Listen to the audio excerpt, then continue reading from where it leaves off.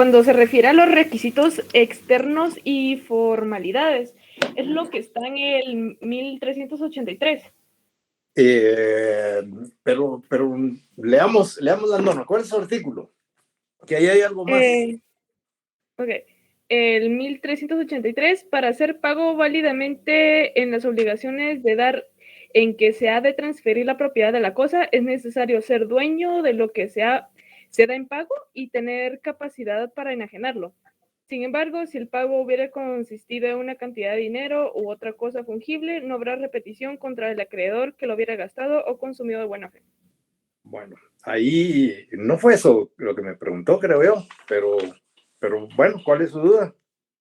Que si tenés la capacidad de pago y ser dueño de la cosa y tener la capacidad para enajenarlo son los elementos formales. Sí, lo que pasa es que, mire, pues, para que un pago sea un pago válido, primero la persona que va a pagar, ya sea el deudor o el tercero que paga, tienen que tener capacidad. Porque, recuérdense ustedes que los actos de los incapaces son actos nulos. Por lo tanto, para que el pago sea un pago válido, la persona tiene que ser capaz.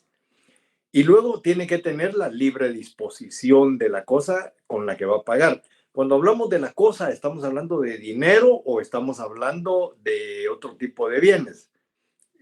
Generalmente nosotros hablamos de especie, ¿verdad? Porque se puede pagar en especie. Y cuando hablamos de pagar en especie, estamos hablando de pagar con cualquier cosa que no sea dinero. Entonces, si lo que nosotros vamos a usar para pagar, ya sea dinero, ya sea otro bien, tenemos que tener la libre disposición. ¿Eso qué quiere decir? Primero, si se trata de dinero, que el dinero en principio sea nuestro. Y segundo, que no exista un embargo sobre él. Y en el caso de los bienes, de la misma manera, que no tengan alguna limitación, que no tengan embargos, que no estén garantizando una deuda hipotecaria o una deuda prendaria. Entonces, por eso es que la ley establece que el deudor tiene que ser capaz civilmente y, además de ser capaz, tiene que tener la libre disposición. Uno puede ser propietario de las cosas, pero no puede disponer de ellas.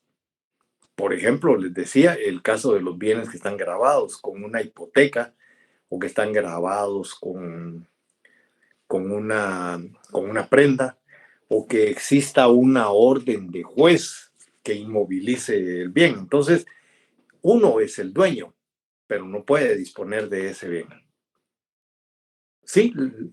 ¿Le parece suficiente la respuesta? Sí, licenciado, me parece bien.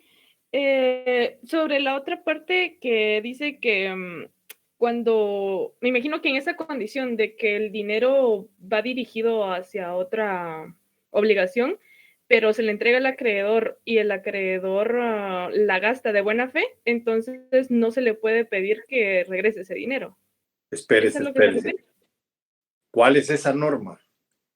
El mismo 1383, que dice, sin embargo, si el pago hubiese consistido en una cantidad de dinero u otra cosa fungible, no habrá repetición contra el acreedor que lo hubiera gastado o consumido de buena fe.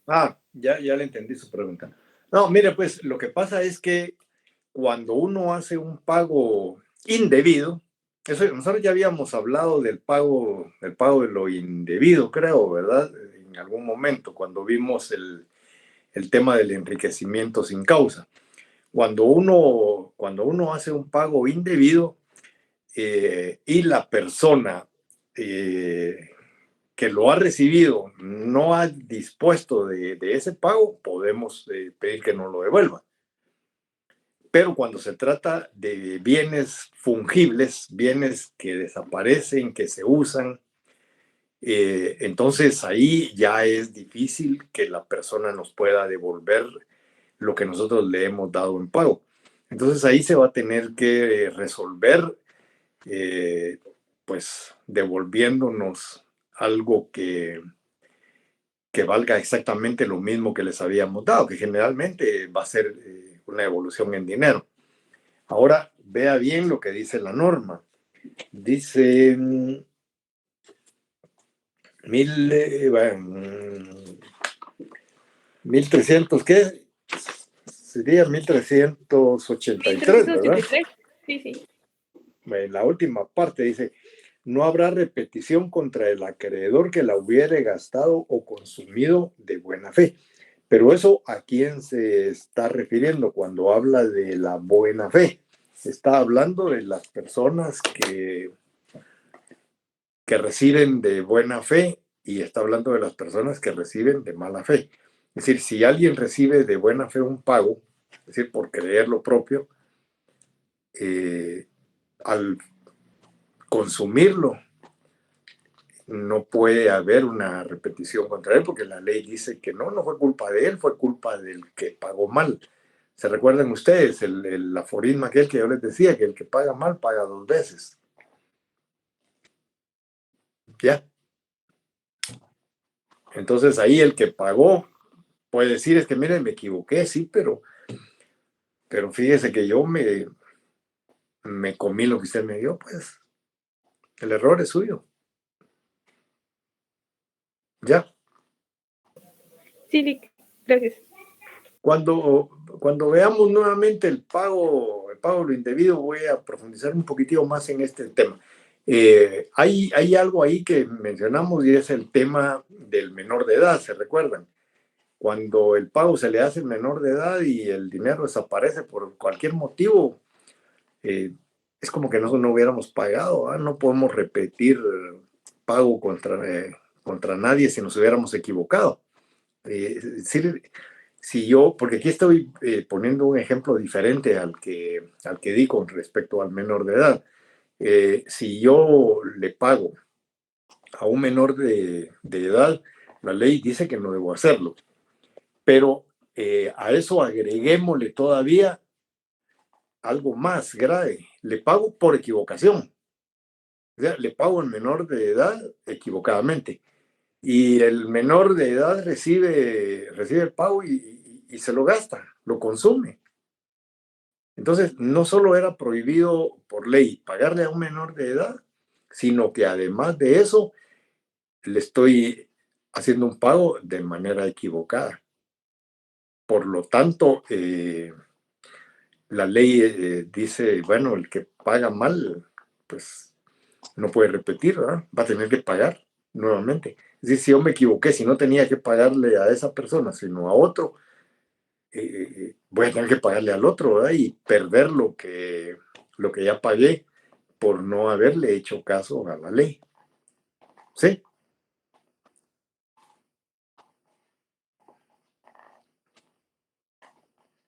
¿Alguien más que me quiera preguntar algo? Me van a disculpar, pero esta es la hora del café y ya que lo tengo aquí a la mano, pues los invito a tomar ustedes también su taza de café. Ahí en su casa pueden hacerlo. Pero cuando nos veamos ya y nos querramos tomar uno ya en vivo y a todo color, pues también invitados.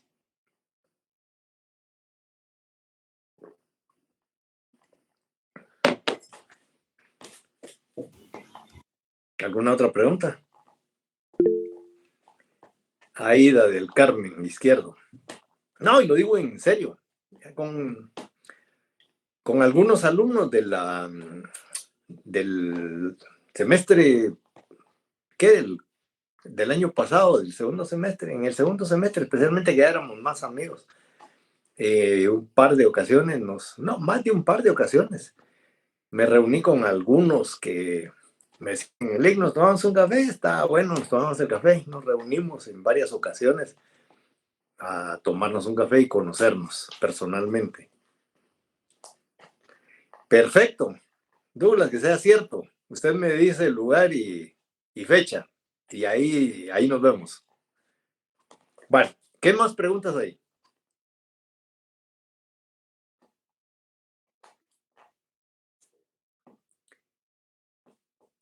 Elizabeth, es ahí no entiendo qué quiere decir y qué más.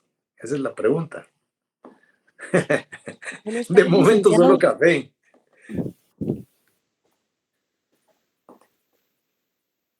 Licenciado, buenas tardes. Buenas tardes. Solo tengo una duda con el tema de la subrogación. Sí, Cuando dice que el tercero entra a volverse acreedor con todas las garantías, sería, sí. por ejemplo, que esta persona, el deudor, tiene préstamo con un banco, yo le doy el dinero para que pague al banco y yo como acreedora, con una nueva acreedora, tengo la garantía como de cobrarle intereses si él no me paga o entraría ese tema. Todo lo que usted haya convenido con el acreedor principal, o no principal, con el acreedor primitivo, quise decir, todo eso se le traslada al nuevo acreedor. Si dentro de la obligación había garantías prendarias, hipotecarias, fiduciarias, etcétera, el plazo, si todas las condiciones que había en la obligación que se tenía con el acreedor primitivo es el primer acreedor, ¿verdad? Como ese sale de la relación jurídica porque ya cobró, es decir, a él ya le pagaron. Pero entonces el deudor sigue debiendo, pero ahora ¿a quién le debe? Le debe al tercero que paga.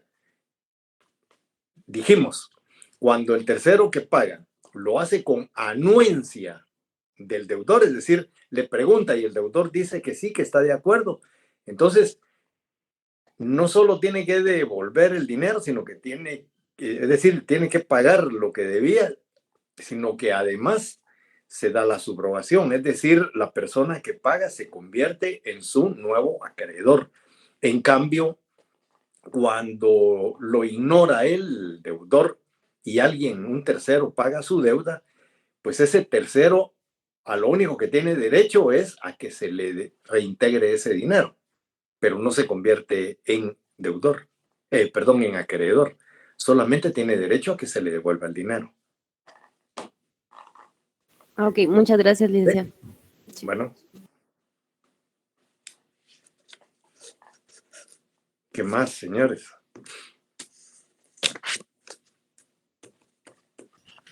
Licenciado, buenas tardes. Buenas tardes. Y el tercero que paga también puede pedir un interés de lo que pagó, ¿no? Sí puede hacerlo por el tema del enriquecimiento sin causa, ¿se recuerda? Pero no porque esté actuando como un nuevo acreedor, sino porque el dinero con el cual está pagando produce frutos. Y los frutos del dinero son los intereses. Entonces sí, eventualmente puede pedir que se le paguen los intereses legales. Ese, ese interés que establece la ley, ¿verdad? Que es la media ponderada de los intereses que cobran todos los bancos. Es decir, se hace una sumatoria de lo que cobran todos los bancos y luego se divide entre esa cantidad y sale la media. Ese va a ser el interés legal. Sí puede hacerlo. Y excelente pregunta. Excelente pregunta. Sí puede hacerlo. ¿Alguna otra pregunta, señores?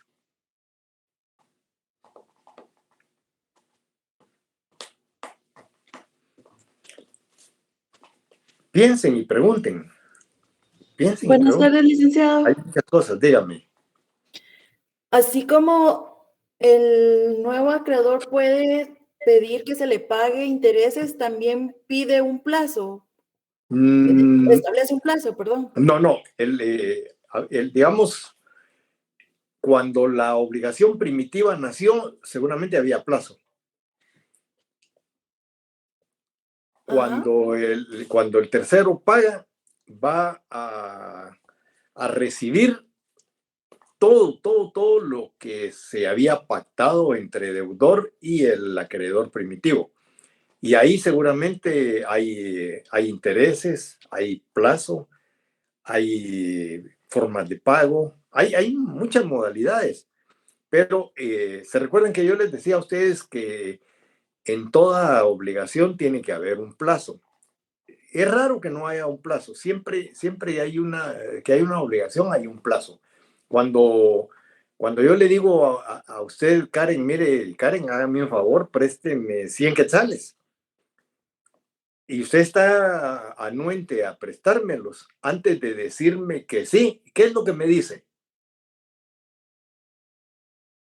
Cuando me los devuelve. Eso es lo primerito que uno pregunta. Mire, ¿y cuándo me los pagaría? ¿O cuándo me los devuelve? O sea, estamos hablando de un plazo, ¿verdad? Siempre, siempre, siempre. Por eso les decía yo lo lindo que es el derecho civil.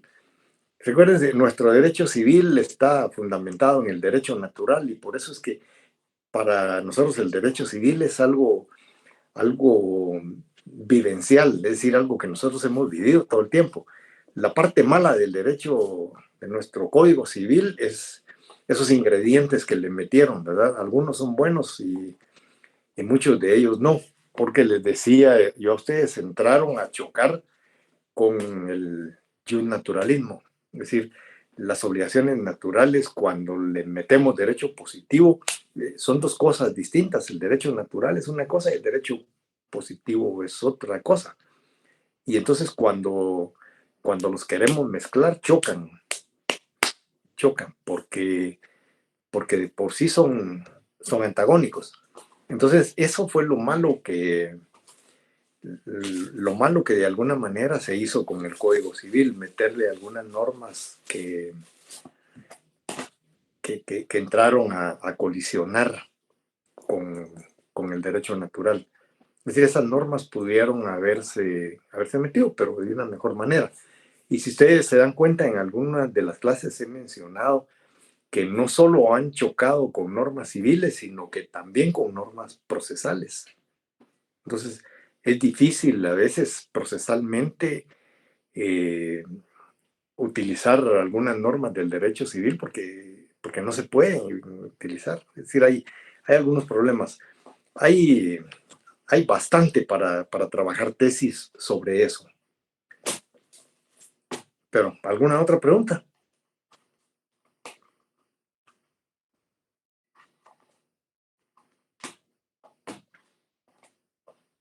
No, bueno. Licenciado, buenas tardes. Buenas tardes.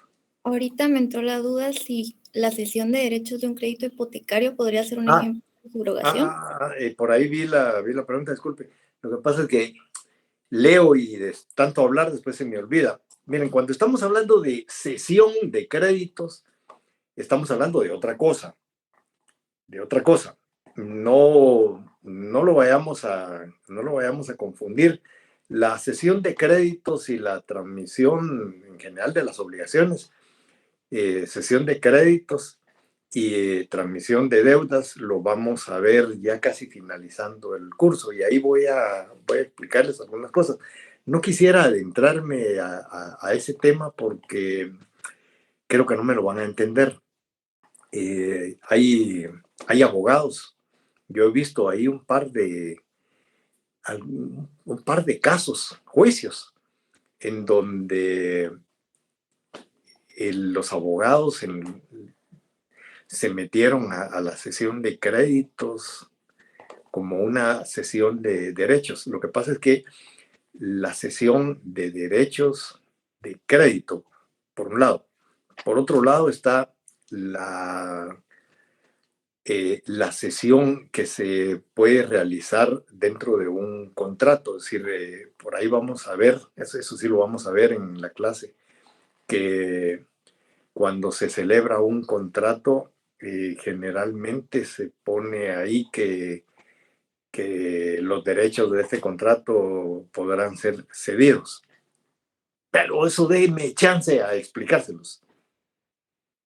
Por favor, hoy no se lo voy a explicar, porque le digo, eso amerita la clase, no este breve espacio para poderlo explicar y nos vamos a quedar en la luna. Deme chancecito. Vamos a ver, esta clase nos va a llevar 2 o 3 días. Espero sacarlo en 2. Ahí vamos a ver ese tema. O sea, el jueves, ¿verdad? Bueno.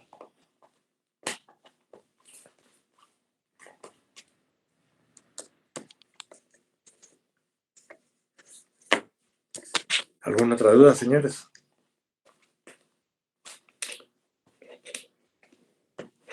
Esto da para mucho. La clase fue breve y lo que vimos fue poco, pero si lo expulgamos bien, da para mucho. Me atrevería a decirles que solo con lo de la clase de hoy les podría hacer un examen de 20 preguntas. Solo con lo que vimos hoy. Es decir, eso hay que manejarlo bien. Así que, por favor, ya vieron la clase está sencilla, es decir, cualquiera la entiende. Yo no sé cómo hay algunos que me dicen que no entienden. La verdad es que ellos no entienden, ni yo tampoco entiendo cómo es que no entienden. Pero por favor, léanlo bien, expúlguenme bien esos artículos, analícenlos, así como les dije, escríbanlos, háganse preguntas, así como la que me preguntaba por ahí, creo que fue Evelyn, que me hablaba si se podían cobrar intereses, y yo no mencioné nada de eso, pero sí, es decir, ese tipo de preguntas son las que nosotros nos debemos hacer. Hay mucho que explorar. Bueno, si ya no tienen alguna otra duda. Mira, todos en el examen, dice ahí del Carmen, mire, ahí sí estamos mal. En el examen surgen las dudas, entonces ahí seguro que vamos a pique. No, cuando llegamos al examen ya debemos ir bien seguros, sin dudas. Por 2. Eso sí, Marco Ávila dice que los nervios traicionan. Mire, Marco tiene toda la razón del mundo. Cuando yo examinaba privados, hace mucho que no examino privados, tuve algunas malas experiencias y decidí ya no examinar privados. Lamentablemente, ahí yo dije algo que a algunos no les gustó, todavía no les gusta, y sin embargo, es de mi creación y lo digo.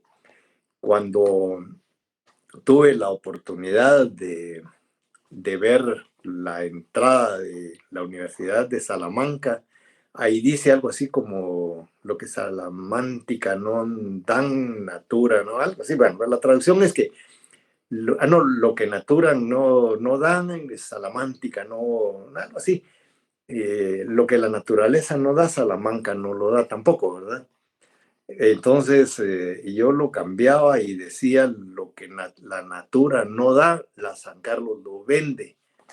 A algunos no les gustó, pero esa es la verdad. Durante mucho tiempo de todos he sabido que los exámenes privados se han estado vendiendo. Hay mucha gente indecente ahí que ha estado cobrando por los exámenes. Espero que eso algún día se corrija. Como el otro problema que se da con las tesis. Son dos antros de corrupción de nuestra facultad. Y entonces eso se hace, claro, Brando. Lo que no sé es a quién se le ofrece la plata, ¿verdad? Porque hay que saber a quién antes y no equivocarse de persona. Pero eso ocurre. Algún día les contaré yo algunas anécdotas de por qué decidí ya no examinar privados, precisamente por eso. Ojalá se corrija, pero en la facultad hay mucha corrupción. En la universidad hay mucha corrupción.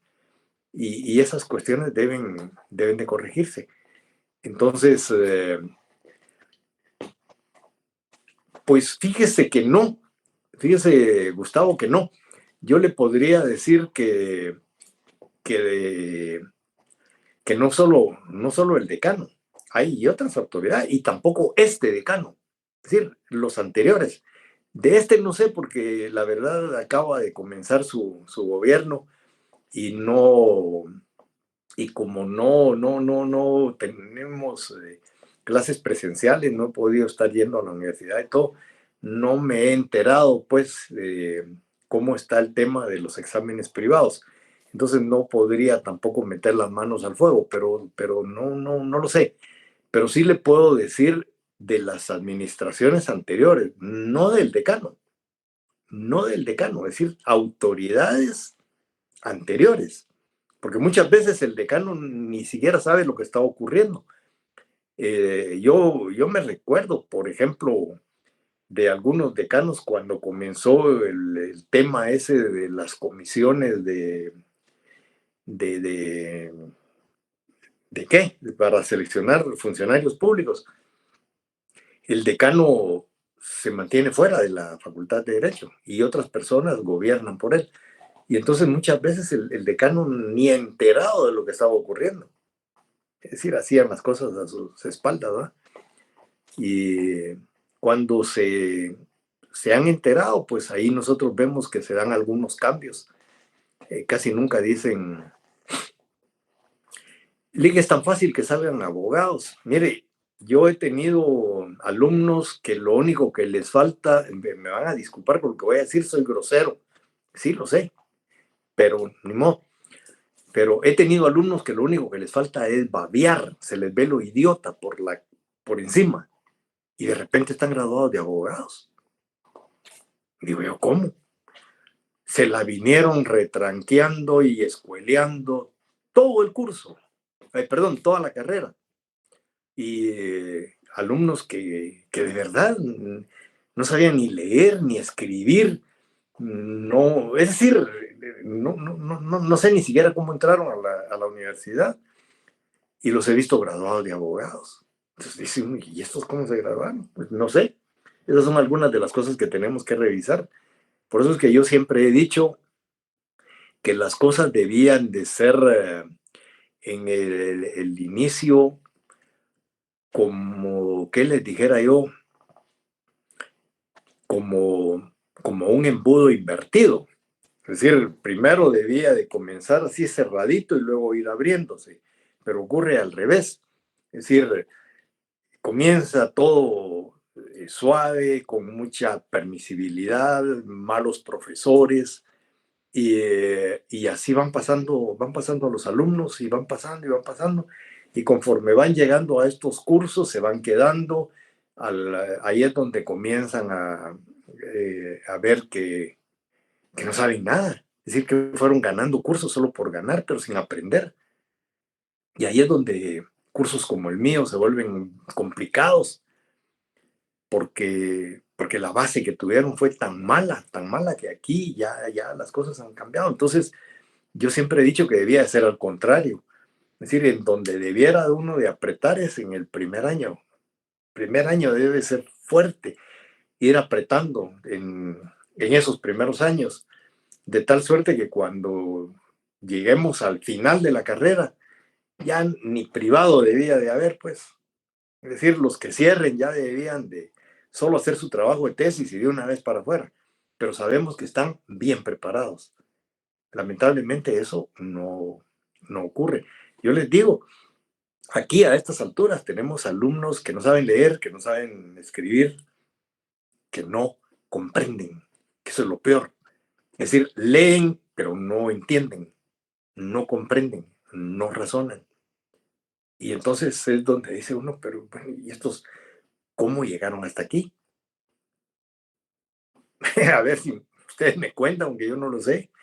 Lo único que a mí se me ocurre es que las clases anteriores, los grados anteriores no fueron lo suficientemente fuertes. Pero entonces nos tenemos que regresar todavía a segunda enseñanza, a básicos, a primaria. En primaria nos tienen que enseñar a leer bien, a conocer la matemática, ciencias naturales, geografía, historia, especialmente historia, la geografía. Bueno, yo fui maestro de educación primaria en una aldeíta y el programa nos exigía que los alumnos tenían que conocer los accidentes geográficos de Europa, de África, de Asia. Decía yo, estos pobres patojos, si mucho van a llegar a terminar la primaria, algunos se van a meter a básicos, muy poquitos llegarán a la secundaria, ya la etapa de bachillerato o de cualquiera de las carreras estas, y mínimo llegarán a la universidad. Y entonces yo decía, si esta es una región agrícola eminentemente, ¿por qué no trabajar sobre eso? Enseñarles a ser buenos agricultores. O si es una región ganadera, ¿por qué no enseñarles a ser buenos ganaderos, a trabajar bien? Y nos olvidamos de los accidentes geográficos, pues. Es decir, no tiene sentido. Nuestra educación no debe ser así, generalizada. Debe ser específica para cada lugar, para cada región. Y miren, a la universidad llega gente que no sabe nada de matemáticas. Y lo peor es que la mayoría de los que no saben matemáticas se meten a derecho. Que creen que como en derecho no llevamos matemáticas, pero no es tan cierto. Miren, por lo menos tenemos que saber las operaciones básicas, sumar, restar, multiplicar, dividir, regla de 3. Bueno, ya con eso nos defenderíamos un poco. Pero ni eso. Ni eso. Hay personas que no saben ni sumar. Con eso decimos todo, pero bueno, ya no me estén coqueando porque no voy a parar. ¿Alguna pregunta de la clase? Si no, hasta aquí la dejamos. No. Bueno, de todo esto que estoy hablando, pues el día que quieran, ya les dije, como ya el señor presidente de la República dijo, fíjese usted que no, Marco Ávila no se enfrió, ya me lo tomé. Adiós, gracias. El día que nos podamos tomar el cafecito, podemos platicar de lo que quieran. Yo estoy totalmente abierto y sí, americano. Es cuando ustedes lo deseen. Bueno, un fuerte abrazo para todos y nos vemos el jueves, entonces. Bueno, se cuidan.